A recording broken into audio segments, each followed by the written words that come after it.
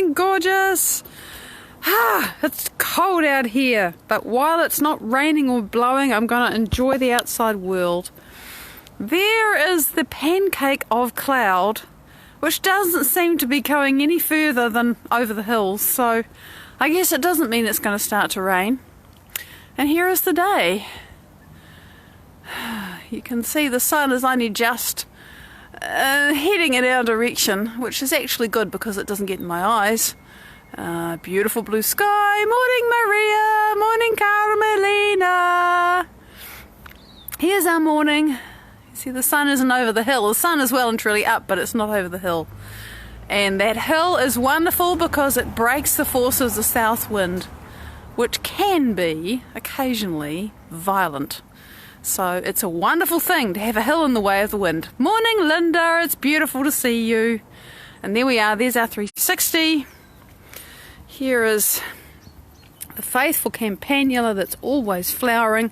I'm not going to go down into the garden at the moment because, as you can see, everything's very long and lush, which is kind of nice because there are clover flowers for the bees when they're out foraging. But it's long and it's wet, and so we're just going to do our flower appreciation from up here. And there's the lemon covered in fruit that will be ripe in 6 months, which is really nice. Get a bit closer. It's had a long and interesting life, this lemon, and it's finally starting to do well. So, and there you see, there's the view. Let me pan the garden. I don't often do this. So there's the side, there's the tree in the sky that you know. There's the wild garden with the circle in it. And you can see the different bulbs coming up, and some of them flowering. And then there's this upper section, which is still very much under development.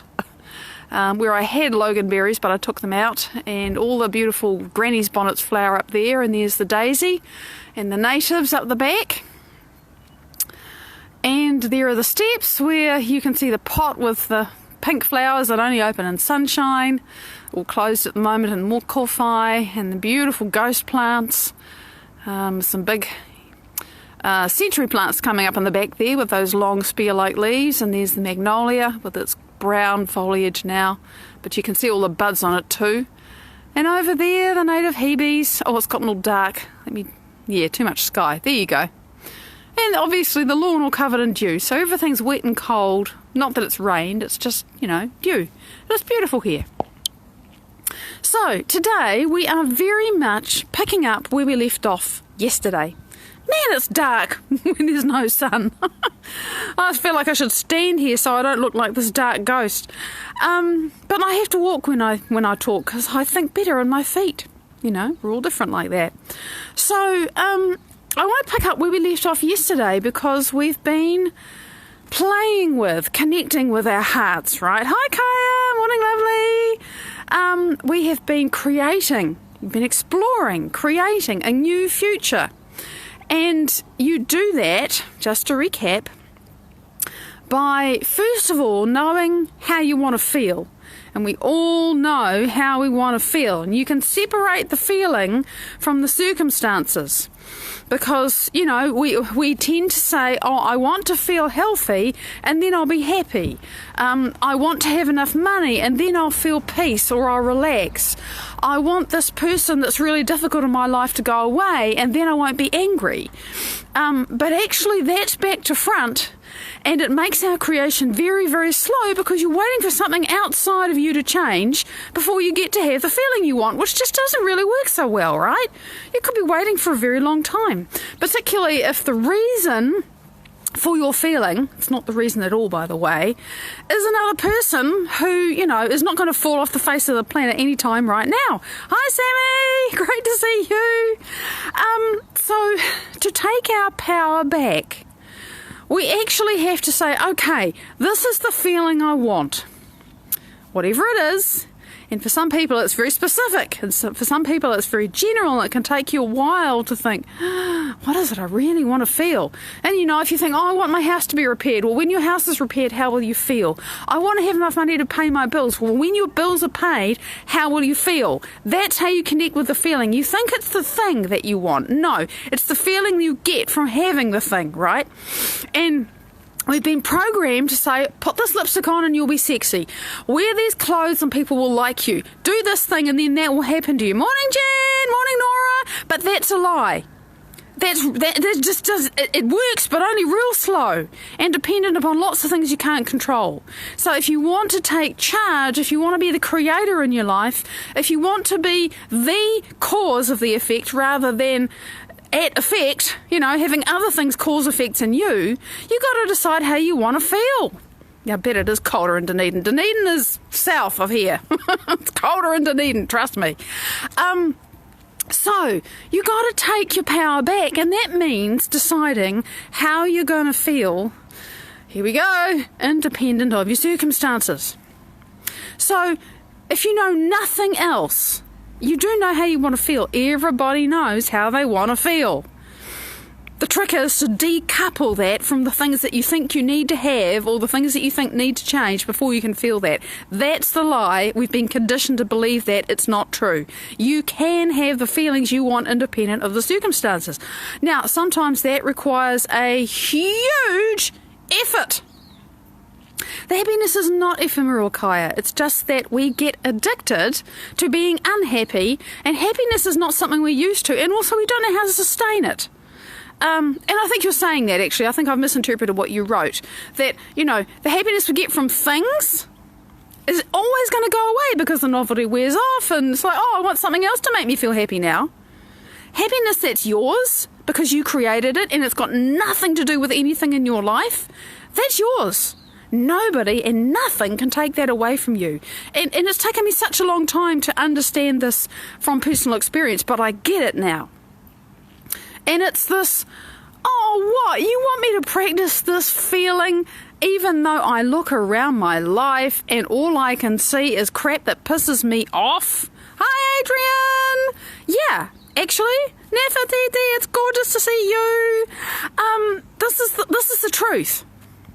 And it took me a long time to get my head and my heart around it. So if you're thinking, for feck's sake, stop talking about that, it's okay. I know how that feels. So let's just say, for the sake of imagination and creation and taking a risk to do something different, that you know how you want to feel and you're going to play with that independent of your situation. Okay, so that feeling, you are now in some alternate universe, a million years away, and we need a TARDIS and whatever to go there, so that it's completely made up and you know that, and you're not trying to make it real here. You know how that feels. So, alright, you've put yourself in the teleporter, you've gone through the TARDIS, you're in a different time, a different dimension, a different box, right? And you feel the way you want to feel. Pat, good morning, lovely. You feel the way you want to feel. Okay, how do you feel? Notice your body. How does it feel in your body to feel that way? And then you start to imagine, if I feel this way, what am I doing? Where am I? Who's there? And we talked about that yesterday. You start to create this internal reality. Now, why is this process of remembering your future so critical to creating it? Why does this process of remembering your future and then connecting to it with your heart, which is what we did yesterday? So please, if you're thinking, what the hell are you talking about? Go back and watch yesterday because I explain it. Why is that actually the way to create your future? How does this work, right? Sounds great, wonderful philosophy. Bullshit, how does it work, right? Okay, I was just listening to my hero, Dr. Joe Dispenza, explain that yesterday. I listened to him explain that yesterday. Perfect timing, don't you think? Synchronicity going, work it out, honey. So, he's talking about this. And he has a joke that he has with people who've been to his workshops more than once, because I'm watching a recording of a workshop. He says, and you know how crazy I am about the piano player experiment. Oh no, not the piano player experiment. But it's amazing because, right, and he tells you the story. So the story is, this is research that was done. And some researchers took two groups of people. The first group of people who never played a piano before in their life, they learned on a piano. They spent 2 hours a day for 5 days practicing one-handed scales and chords, 2 hours a day. And they did that. And before they did that, they took a brain scan of these people And they did the 5 days and they practiced for 2 hours doing these one-handed scales and chords. And another 5 days they did a brain scan. And quite predictably, in the part of the brain that's to do with operating those fingers, there were more connections made. Because when you're learning, you're making synaptic connections, and when you practice them, you are strengthening and enriching and making bigger and stronger those synaptic connections, right? Nothing unusual about that. Whoopee, whatever, what's that got to do with me creating my future? The second group of people, they said, right, you're going to spend 2 hours a day practicing as well, but you're going to do it in your mind. You're going to mentally rehearse playing these one-handed scales and chords with your, in your mind, and there's a metronome just to give you a rhythm. So you can practice and you listen to the metronome and you do 2 hours a day doing that. Imagine the mental discipline, right? Whoa. So again, they did brain scans before and they did brain scans after. Now, what do you think those people's brains look like? Do you know what? They looked exactly the same as the people who had actually done the piano player thing in real life with the piano. These people had never tickled the ivories, but there were just as many new connections in their brains as there were in the people who had touched the piano. No piano, new connections. And then when you took those people who'd spent 5 days mentally rehearsing these scales and chords and put them in front of a piano, boom, they could play those scales and chords just like that. They sit down and play them because they'd already made the hardware in their head. They'd already had the experience. They'd already done it. Okay, that's cool. So you do this imagination and it creates new architecture in your brain. There is now evidence in your brain because you've been mentally rehearsing. Hello, that's what you're doing when you're practicing the feeling and imagining how that life is. You are mentally rehearsing how this is going to be. So you are preparing your brain to have the experience. Just ponder on that for a minute. By mentally rehearsing the future that you want, the feelings, the how it is, the how you walk, how you move, what you're doing, who's there and everything else. And it's way beyond what you're doing and what your body is actually experiencing. It's everything that's around you, that whole wraparound experience. When you are doing that, you are creating architecture in your brain to represent it. So it's like your brain is saying, oh, this has happened. Because you made the connections and there they are in your brain, right? That's why Joe's so excited about the piano player experiment. It's like, oh my God, you don't have to have the experience for your brain to physically show that it's happened. Okay, that's amazing piece of research one. Next amazing piece of research, because he says, well, okay, that's great, Joe.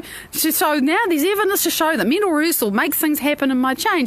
But what about my body? My body's broken, it's hurt, I've been busted for 20 years, I can't move, whatever. What about in my body? Another experiment where a group of men were instructed, I don't know how many days this was, I haven't remembered, but they were instructed to mentally rehearse doing bicep curls, right? They just had to imagine themselves doing bicep curls. I think it was only a week or two. And as they were doing the bicep curls, so they were mentally imagining that to clear intention, they also were instructed to add the kind of emotion of passion and intention and stronger, harder, bigger, better, stronger, harder. So it was like, we're going to make this better, right? And at the end of the test period, however long it was, what do you think happened? Make a guess. They measured the strength of those men's biceps and it was 13% stronger. Now, they hadn't moved a muscle. They didn't lift a weight. But they had a clear intention. I'm curling my muscle. I'm imagining it. I'm feeling it. Stronger, better, bigger, stronger, better, bigger, for however long they did it. And their body literally responded to the new mind. That is how mental rehearsal actually changes your brain and your body. And if you're thinking, okay, well, I'm not curling my muscles, I have a gastric digestion problem, and what? When you notice your pain, say you got heartburn. When you notice your heartburn, you go, oh God, that hurts. And, and I've got to eat again, it's going to hurt again. Or I've got to lie down only a certain way because if I lie another way, it's going to burn all night. When you are focusing on that, what chemistry are you pouring? What neural networks in your brain are you firing? All of that experience and the expectation of the pain and the experience of the pain and how much it hurts and everything, and your body chemistry then is all adapted to that continuing, and you continue to create that expectation of the future, and chemically your body gets another dose of this is going to be bad, and it conditions the cells. And I can't tell you all the direct, the little connections like I can tell you the simple research that's so easy to explain because Joe's made it easy. But I know from my own experience, and I know from listening to people who've talked about it, that our thoughts, we think, I think a thing in my body doesn't change. Your body changes instantly. There's so many stories and also evidence about that. It's really fast. So if instead you think, oh, heartburn, oh, it hurts, and you think, I imagine, and this is challenging, right? This is hard to do. Not saying this is easy or everybody would be doing it. You think, okay, in this alternate universe where I've jumped into a TARDIS and, I don't have all the stress that created the heartburn and my life is different and I feel wonderful and I feel peace and I feel joy and I feel whole and I feel everything else, right? Gone into that alternate universe, not pretending you know how to make it happen, but you're just allowing yourself to have the experience a little bit in your own mind. You're mentally rehearsing like those piano players. When you start to do that, you're firing and wiring different circuits in your brain, which means you are pouring different chemistry to your body, and it's the chemistry that says, this is okay. I feel good. I'm healed. I can eat and it's a joy. That is literally what happens.